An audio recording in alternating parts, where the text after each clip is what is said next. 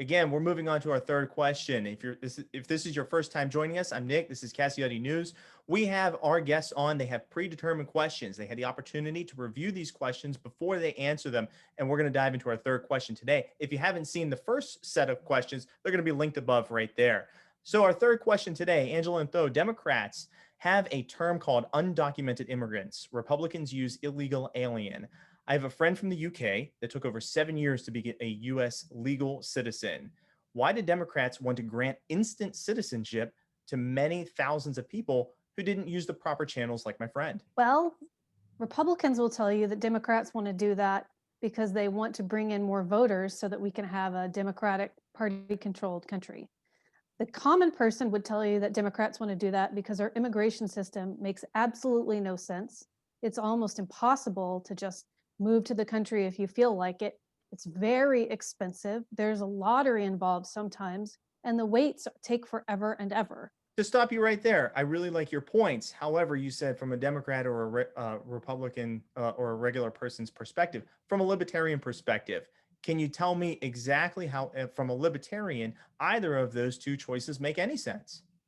No, as a libertarian, I don't think that either of the choices make much sense.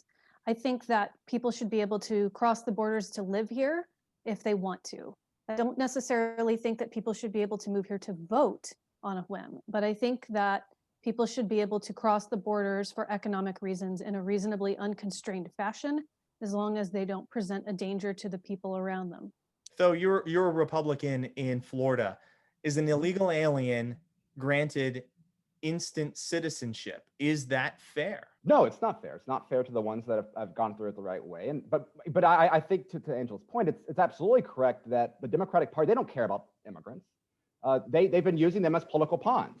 And what they have seen is the possibility that, we're going to bring in all these new voters and then we're going to give a majority. I mean, you mainstream news outlets are talking about demographics is destiny in the path to a one-party Democratic control. I think what's going to end up happening, though, is that what you've seen it here in Florida, right, where the Cuban vote down in Miami completely changed the political environment in favor of Donald Trump. Some of the counties in Texas where Donald Trump saw the major gains were all along the border. What we're seeing is a nationwide Hispanic rejection of woke politics to the left. And so I tend to think that a lot of these Democrats that have been so enthusiastic about a direct pathway to citizenship for Hispanic voters, I think you might see that slow down because they see that the woke garbage of the left is alienating the very people that they were counting on for a permanent majority going forward. Nobody can deny the failures in Venezuela under a socialistic regime. And I think that a lot of Latin Americans would also agree that they don't want that to happen to them or to their country. Do you believe that that's why we're seeing these huge voter turnouts from the Latin American community into the Republican Party right now, Angela? I think that that's part of it. I think that we have an absolute rejection of socialism in some of our minority communities, and I think that that's encouraging. Of course, as a libertarian, I wish that immigrant communities were leaning more libertarian, but I will acknowledge that there is some crossover between a lot of strictly libertarian philosophical ideas and political positions and liberty-leaning Republicans. Well, the good thing is, I think definitely the failures of socialism have influenced the Hispanic vote, but the gains that Donald Trump made were not isolated to Hispanics. Donald Trump won over 30% of the Muslim vote in spite of, again, 5 years of the media completely the most calculated, coordinated propaganda campaign against the sitting president in modern American history. And I think it goes again. It's the left's hostility to religion. It's the left's hostility to basic reality. I love nothing more than seeing white guys on Twitter asking why they're losing the Latinx vote. It's because you're calling it the Latinx vote.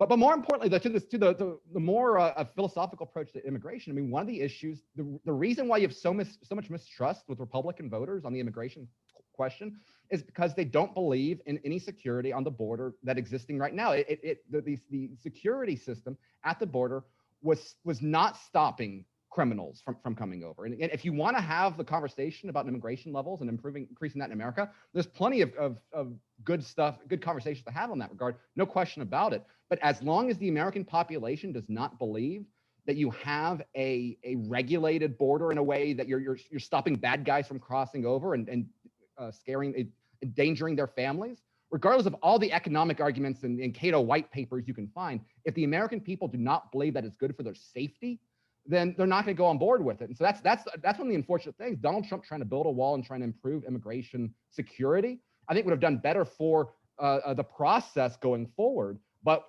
I don't think we're going to see that continue under Biden. I think we're going to go back to having a completely open border policy, and that is a danger to property rights in the U.S. as much as anything else. Moving on to our next question. All of our questions were predetermined, sent out to our guests right now. So they had an opportunity to review these questions and to answer. There's no gimmies, there's no gotchas. We're here for honest answers from a libertarian and today a Republican. So our fourth question, healthcare in the United States is a mess to some people and a blessing to others. Insurance copays and medical bills are very hard to understand. Does the U.S. healthcare system need reform? Though. Absolutely. The system we have right now, I mean, we've had 100 years of government mismanagement of the healthcare system. A lot of it comes down back to the legacy and the ghost of FDR, one of the worst presidents of the 20th century, and with his restrictions on salaries that ended up pushing us to this health insurance dependent model. So we definitely need reforms, and I think one of the greatest policy defeats for Donald Trump. It's not a perfect bill. I mean, there's plenty of things that you could debunk in it, but when Rand Paul and John McCain actually teamed up to kill the Graham Kennedy bill, which was an approach to healthcare that would have created a block grant system from the the old Obamacare structure. It would have decentralized the healthcare programs we have in the U.S. And not perfect. I would love to abolish the whole thing and start from square one, but allowing the states to be the leaders on this and having 50 laboratories of policy experimentation like the federal system was originally designed. That, again, it's not a perfect system, but that would go a long way in trying to figure out, okay, what are the best ways of making sure that people get basic services that they pay for taxpayer dollars without creating the situations of rationing. The Medicare for all is really more like the old school VA care for all sort of model, where it's a single payer centralized structure. And that is, Scandinavian countries don't have that. Countries like the UK and Canada have massive rationing that have something similar to that. That's what has to be rejected. And unfortunately, that's one of the areas where I think Biden's push for having a public option that's attached to Obamacare, that's only going to further consolidate the healthcare industry in this country by pushing out more and more healthcare providers that are on a national scale. That's what scares me, is the further consolidation of the healthcare industry, which limits innovation, creates rationing, and ends up protecting a lot of the price gouging that we see going on in this country. But Angela, if we're all taxed together, if it's all going to the same pot and it's all helping every American, doesn't that give us individual freedoms versus having something that we have to pay for? Oh, not at all. I can tell you, as from a libertarian perspective, and also from the perspective of someone who's dealt with chronic illness, because I have very active Crohn's disease, regulatory capture is one of the biggest problems that we have in the United States medical field. And it doesn't matter how much you tax us and mix it up, or you tax us a little bit less and try to squish it all into the same pool so we can all have access. Until you get rid of a lot of the laws surrounding healthcare, you're not going to see any good progress and reform. But you're a libertarian. You're for the individual. So again, wouldn't one big pot free us all up from having you maybe having a very large bill, Tho having a very small bill? Wouldn't we all then be on equal playing fields? No, that's like being in one big prison. I'd rather be able to get the healthcare that I choose, that I want. There are a lot of options for me, for example, that are not legal in the United States because of regulatory capture, because of the FDA, cronyism, and ridiculous intellectual property laws. There are treatments that I have to go seek out in Mexico or Thailand that are much more readily available, even and very proven, safe and effective. Sadly, it's just not available in the United States because the major pharmaceutical companies have, really great deals with Congress that benefit them, but they don't benefit me and my intestinal bleeding disorder. Though Angela can drive 1 hour south and get what she's saying far superior medical care. Is that true? Is it actually superior in different countries versus what a first world country, the United States, the world leader, can perform? Well, we saw this with the coronavirus. One of the biggest hurdles to a national response was the CDC preventing the availability of testing regimes. And what's really scary is when we saw science itself politicized with all these states popping up with banning certain medicines because Donald Trump liked it.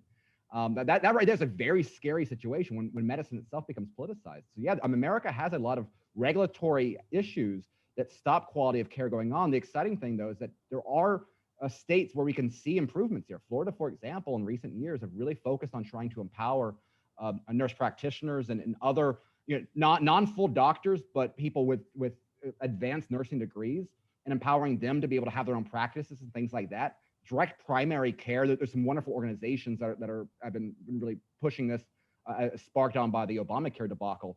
The more that we empower those with medical skills to be able to directly treat patients, the better off America's going to be. That should be the focus point of every state. Again, luckily, Florida's been one of the leaders of this, as it has on many issues.